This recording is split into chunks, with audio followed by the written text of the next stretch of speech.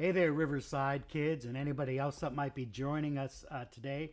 Glad you could be here as we continue our reading of The Lion, the Witch, and the Wardrobe by C.S. Lewis. If you haven't caught up, we're already on chapter 12. So if you haven't listened to the previous chapters, I'd encourage you to stop this video and read up and or listen up and make sure that you've caught up all the way through chapter 12. If you remember at the end of chapter 11, Edmund had been in the sledge with the witch and the dwarf, and things were starting to change all around them. They said that Aslan was on the move, and suddenly spring is starting to come in Narnia again. So we're going to begin with chapter 12, Peter's First Battle.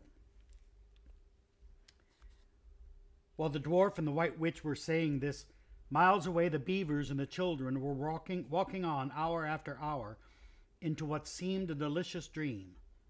Long ago they had left their coats behind them, and by now they had even stopped saying to one another, "Look, there's a kingfisher," or "I say, bluebells," or "What was that lovely smell?" or "Just listen to that thrush." They walked on in silence, drinking it all in, passing through patches of warm sunlight into cool green thickets, and out again into wide mossy glades where tall elms raised their leafy roof far overhead, and then into dense masses of flowering currant and among hawthorn bushes where the sweet smell was almost overpowering. They had been just as surprised as Edmund when they saw the winter vanishing and the whole wood passing in a few hours or so from January to May. They hadn't even known for certain, as the witch did, that this was what would happen when Aslan came into Narnia. But they all knew that it was her spells which had produced the endless winter, and therefore they all knew when this magic spring began that something had gone wrong, and badly wrong, for the witch's schemes. And after the thaw had been going on for some time, they all realized that the witch would no longer be able to use her sledge. After that, they didn't hurry so much, and they allowed themselves more rests and longer ones. They were pretty tired by now, of course, but not what I'd call bitterly tired, only slow and feeling very dreamy and quiet inside, as one does when coming to the end of a long day in the open. Susan had a slight blister on one heel. They had left the course of the big river some time ago, for one had to turn a little to the right, that means a little to the south, to reach the place of the stone table. Even if this had not been their way, they couldn't have kept to the river valley once the thaw began, for with all that melting snow, the river was soon in a flood, a wonderful, roaring, thundering yellow flood, and their path would have gone underwater. And now the sun got low, and the light got redder, and the shadows got longer, and the flowers began to think about closing. "Not long now," said Mr. Beaver, and began leading them uphill across some very deep springy moss. It felt nice under their tired feet, in a place where only tall trees grew very wide apart. The climb, coming at the end of the long day, made them all pant and blow, and just as Lucy was wondering whether she could really get to the top without another long rest, suddenly they were at the top, and this is what they saw. They were on a green open space from which you could look down on the forest, spreading as far as one could see in every direction, except right ahead. And there, far to the east, was something twinkling and moving. "By gum," whispered Peter to Susan, "the sea!" In the very middle of this open hilltop was the stone table. It was a great grim slab of gray stone supported on 4 upright stones. It looked very old and was cut all over with strange lines and figures that might be the letters of an unknown language. They gave you a curious feeling when you looked at them.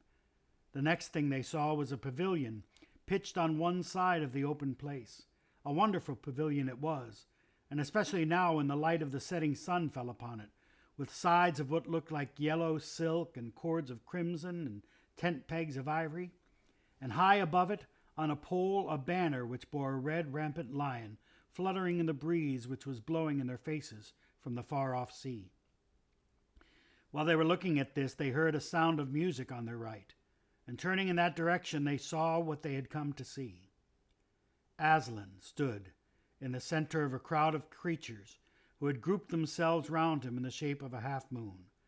There were tree women there and well women, dryads and naiads, they used to be called in our world, who had stringed instruments. It was they who made the music. There were 4 great centaurs. The horse part of them was like huge English farm horses, and the man part was like stern but beautiful giants. There was also a unicorn, and a bull with the head of a man, and a pelican, and an eagle, and a great dog. And next to Aslan stood 2 leopards, of whom one carried his crown and the other his standard. But as for Aslan himself, the beavers and the children didn't know what to do or say when they saw him. People who have not been in Narnia sometimes think that a thing cannot be good and terrible at the same time. If the children had ever thought so, they were cured of it now. For when they tried to look at Aslan's face, they just caught a glimpse of the golden mane and the great royal, solemn, overwhelming eyes. And then they found they couldn't look at him and went all trembly. "Go on," whispered Mr. Beaver. "No," whispered Peter. "You first."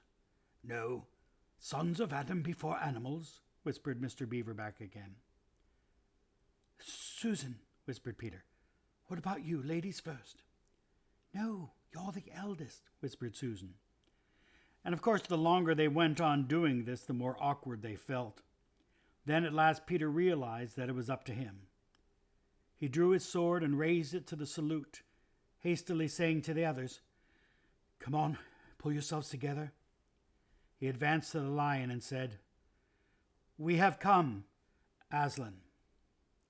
"Welcome, Peter, son of Adam," said Aslan. "Welcome, Susan and Lucy, daughters of Eve. Welcome, he-beaver and she-beaver." His voice was deep and rich and somehow took the fidgets out of them.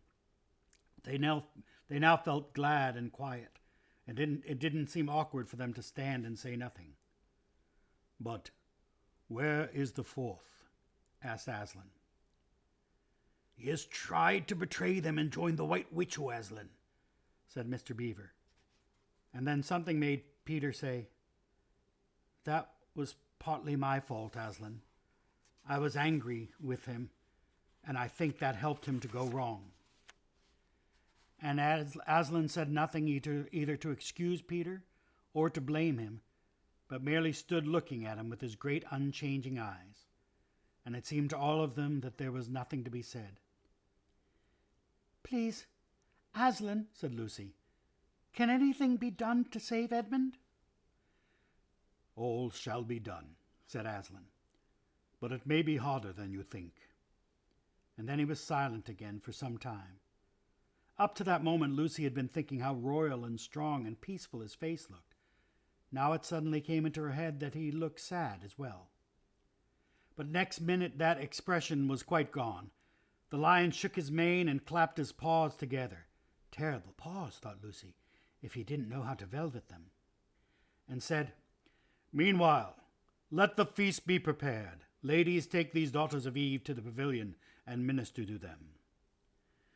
When the girls had gone, Aslan laid his paws, and though it was velveted, it was very heavy, on Peter's shoulder and said, "Come, son of Adam, and I will show you a far-off sight of the castle where you are to be king." And Peter, with his sword still drawn in his hand, went with the lion to the eastern edge of the hilltop. There a beautiful sight met their eyes. The sun was setting behind their backs. That meant that the whole country below them lay in the evening light, forest and hills and valleys, and winding away like a silver snake the lower part of the great river. And beyond all this, miles away, was the sea, and beyond the sea the sky, full of clouds which were just turning rose color with the reflection of the sunset. But just where the land of Narnia met the sea, in fact at the mouth of the great river, there was something on a little hill shining. It was shining because it was a castle, and of course the sunlight was reflected from all the windows which looked toward Peter and the sunset. But to Peter it looked like a great star resting on the seashore. "That, O man," said Aslan, "is Cair Paravel of the 4 thrones, in one of which you must sit as king. I show it to you because you are the firstborn, and you will be high king over all the rest." And once more Peter said nothing, for at that moment a strange noise woke the silence suddenly. It was like a bugle, but richer. "It is your sister's horn," said Aslan to Peter in a low voice, so low as almost a purr, if it's not disrespectful to think of a lion purring. For a moment Peter did not understand. Then when he saw all the other creatures start forward and heard Aslan say with a wave of his paw, "Back! Let the prince win his spurs," he did understand, and set off running as hard as he could to the pavilion. And there he saw a dreadful sight. The naiads and dryads were scattering in every direction. Lucy was running toward him as fast as her short legs would carry her, and her face was as white as paper. And then he saw Susan make a dash for a tree and swing herself up, followed by a great gray beast. At first Peter thought it was a bear. Then he saw that it looked like an Alsatian, though it was far too big to be a dog. Then he realized it was a wolf standing on its hind legs and its front paws against the tree trunk, snapping and snarling. All the hair on its back stood up on end. Susan had not been able to get higher than the second big branch. One of her legs hung down so that her foot was only an inch or two above the snapping teeth. Peter wondered why she did not get higher or at least get a better grip. Then he realized that she was just going to faint, and that if she fainted, she would fall off. Peter did not feel very brave. Indeed, he felt he was going to be sick, but that made no difference to what he had to do. He rushed straight up to the monster and aimed a slash of his sword at its side. That stroke never reached the wolf. Quick as lightning, it turned around, and its eyes flaming and its mouth wide open in a howl of anger. If it had not been so angry that it simply had to howl, it would have got him by the throat at once.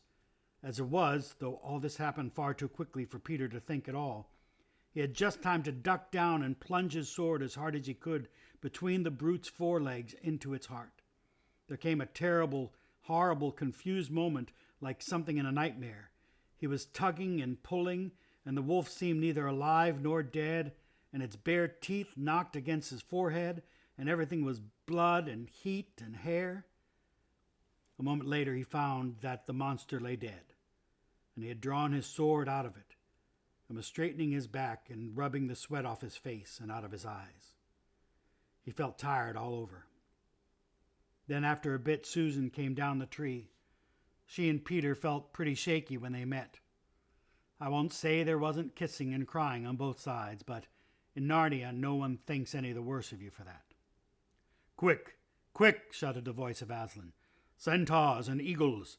I see another wolf in the thickets. There, behind you. He has just darted away. After him, all of you. He will be going to his mistress. Now is your chance to find the witch and rescue the fourth son of Adam." And instantly, with a thunder of hoofs and beating of wings, a dozen or so of the swiftest creatures disappeared into the gathering darkness. Peter, still out of breath, turned and saw Aslan close at hand. "You have forgotten to clean your sword," said Aslan. It was true. Peter blushed when he looked at the bright blade and saw it all smeared with wolf's hair and blood. He stooped down and wiped it quite clean on the grass, and then wiped it quite dry on his coat. "Hand it to me and kneel, son of Adam," said Aslan. And when Peter had done so, he struck him on with the flat of the blade on the shoulder and said, "Rise up, Sir Peter Wolfsbane, and whatever happens, never forget to wipe your sword." And that's the end of chapter 12. We'll continue with chapter 13 next time. Hope you're enjoying the story. That was kind of a scary point there. But we'll continue with chapter 13 tomorrow, so be sure to tune in. Hey, I'm Pastor Dan. I love you, miss you, and God loves you too. Have a great day.